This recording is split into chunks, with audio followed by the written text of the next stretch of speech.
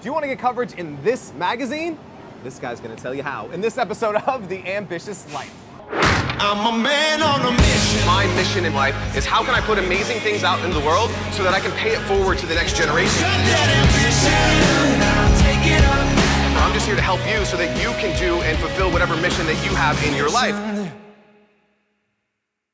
What's up, guys? Greg here, hanging out with my friend Jason Feifer, the editor-in-chief of Entrepreneur Magazine, and I wanted to get you on set. We're doing a really cool show here called Times Square today, and you guys are just a couple blocks down the road, so I was like, hey man, let's hang out. I know, I love it. 5 minutes to get here. In your kind of letter from the editor column that you do every month, you kind of talk about how stories get pitched, which is kind of cool, and it's very transparent, and I thought it'd be really cool if we just wrapped a little bit back and forth about how people can get their stories picked up, because everyone wants their story picked up. Everyone wants to be in the pages of Entrepreneur or Entrepreneur.com or whatever publication it is, so, and you get to see it firsthand. Yeah, sure, they're all targeting me, and the reason I do this is, one, I mean, I think the transparency is really valuable. It's such a big concept in entrepreneurism today where, lots of companies want to be transparent, leaders should be transparent, and I feel like as a magazine covering entrepreneurism, we should be transparent as well. But I also wanted to do it because, when I talk to people, when I talk to entrepreneurs and they come to my brand for advice,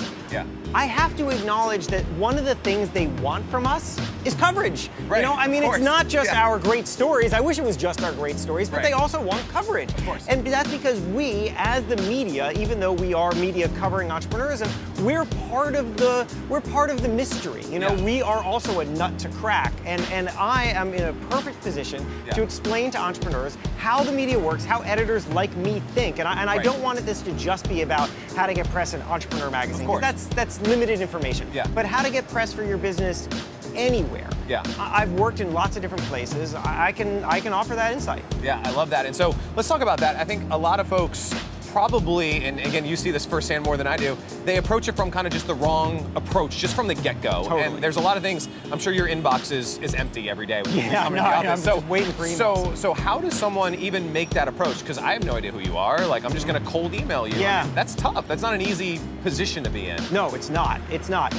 There are so many mistakes that people make. I'm sure. We could be here for hours talking about mistakes. But I'd say the biggest one is that they reach out communicating what they want instead of what I want. Okay. Really, really important to understand the distinction. When somebody reaches out to a journalist, they should think, what is that journalist looking for, and how can my story give them what they're looking for, and what they're looking for is what their readers want. So you need to understand what a journalist is serving to their readers and then figure out how to tell your story in that way. I mean, this is the kind of most obvious and bald example of this, but I'll say that people on a regular basis will email me and they'll say that they're looking for press for their, like if I got a story, it would really help me sell this thing. And it's like, I don't care about selling your widget. I don't care about selling your thing. I mean, I don't want to be a jerk about it, but I don't care about your business.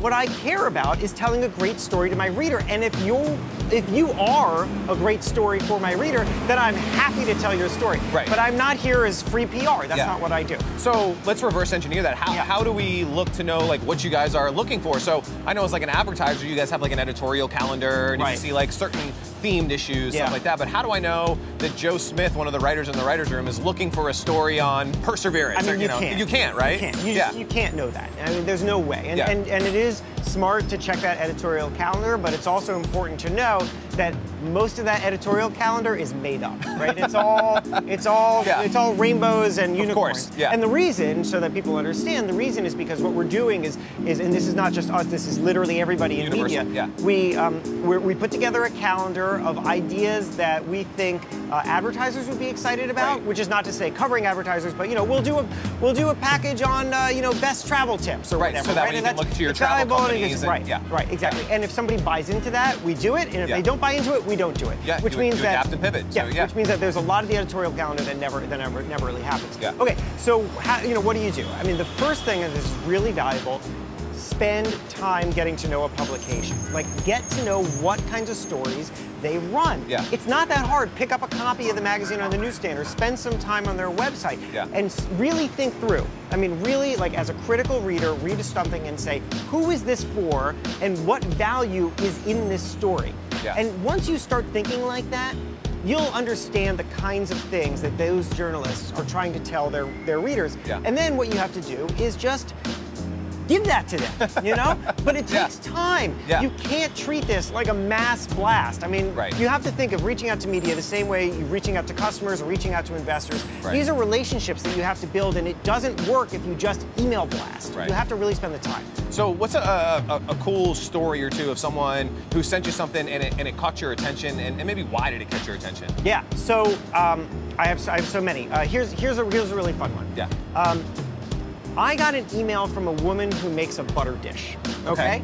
Now that's entrepreneur cover story written all over. Yeah, no, totally. I mean, well, we have a section called Butter Dish, just for butter dish of the month, right? Yeah. So she emailed me, and normally I'm not going to cover a butter dish. It was a clever butter dish. It was on a hinge. The reason it was on a hinge, fun fact, you don't have to refrigerate your butter. I didn't know this until this story. You don't have to refrigerate your butter. It's actually quite nice, warm. But the problem is that if you have it in a butter dish that you're like lifting up like this, you're going to bang the butter, and it's going to be a big mess. So she put it on a hinge. Very simple, smart idea. Yeah, solving a problem. Right. Great. Now that's just it's not a story for me, right? But, and I don't know if she did this intentionally, but she happened to mention in her pitch to me that I read, it's important here, let me tell you this. The reason that I read it was because she wrote me like a casual person. Okay. Just a normal person. She didn't send me some press release. It didn't seem like a form. It wasn't a form. She replaced your name. Right, exactly. It didn't go on and on for like 40 pages, right? Yeah. Like, you reach out to me like a human. Here I am. I'm a human. I'm just a human. You just reach out to me. Just me. You know? I'm sitting here in shorts in Times Square. I know. So I got the suit on. I missed the memo. I got today, the better apparently. job. Yeah. So she reached out and she told me that she originally wanted to do some market testing for this butter dish. Yeah. She wanted to figure out sizing, pricing, coloring, all that stuff, and she approached a company and they quoted her $10,000. She didn't have $10,000. Right. What was she gonna do? How was she gonna reach these people? And then it occurred to her, she lives in LA, she could spend $90 for a one-way ticket from LA to Vegas, the cheapest flight that she could find, go to the airport, get past the security, don't get on the plane, and then you can hang out in the airport for hours with this constantly recycling group of people and who have nothing to do but sit around and answer your market research questions, right? It was genius. Oh my goodness, that's amazing. It was genius. And I loved that because that's the kind of story that I like to tell. I like to tell problem-solving stories. Oh my goodness, and clever ideas and ways people think. And so because she included that in her pitch, I bid on it. You're like, I'll take that. And I think that the lesson here, I'm just going to talk right to the camera because this is really important. The lesson here is to think about how you are different, how to differentiate yourself. Because the way that you differentiate yourself may not be the way that you need to differentiate yourself. And I'll give you a great example. Sure. I get emails all the time from people who, in the subject line, they're like, no, I'm a 19-year-old entrepreneur, or I'm a mompreneur. I don't know how to pronounce it. You know what I'm talking about, right? People who think that because they fit into this category that they're differentiating themselves, but they're not. In fact, they're just sticking themselves into categories that are totally cluttered and full of people. And so that woman told me something that was indeed extremely unique to her. Right? It wasn't that she was a mom, it wasn't her age, it wasn't anything, it wasn't her butter dish. It was a clever solution that she herself had, and that's what made the difference. I love it. That's amazing. I love this kind of idea of coming from what does the publication want, not what we want, and then finding that differentiator. Two great places to start if you want to get picked up in this magazine as well as many others. Jason, my man, thanks so much for hanging out with us. Thanks for having me. Yeah, and we'll see you soon in another episode of The Ambitious Life. Hey, if you love that episode of The Ambitious Life, I want to hook you up with a copy of this, the latest issue of Thought Leader magazine. And in it, I share how you can create a media empire while you grow your business. Just head on over to ambitious.com/magazine and I will hook you up.